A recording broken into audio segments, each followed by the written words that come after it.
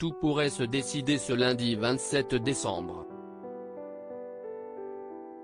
Alors que le gouvernement étudie le passage du pass sanitaire au pass vaccinal, estimant que la vaccination serait la seule option contre le coronavirus, il se penche aussi sur une mesure qui fera jaser, l'instauration exceptionnelle d'un couvre-feu pour la soirée du Nouvel An. C'est en tout cas ce que révèle la chaîne LCI. La question se pose, a fait savoir un conseiller de l'exécutif.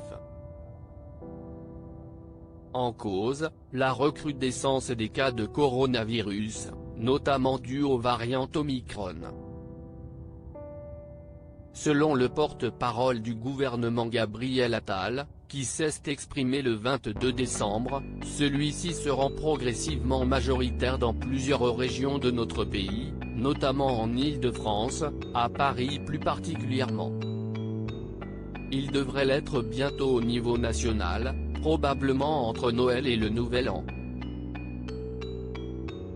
La potentielle mesure sera donc étudiée en Conseil des ministres dès ce lundi 27 décembre.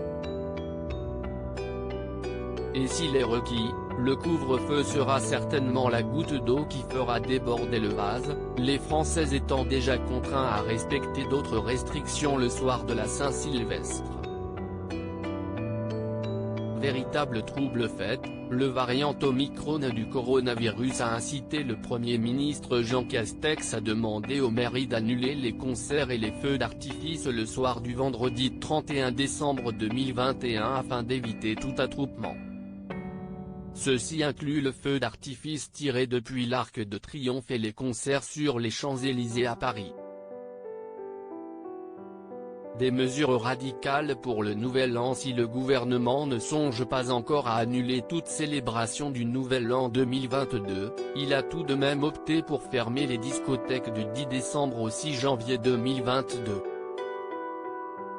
Une mesure qui n'avait pas fait des heureux.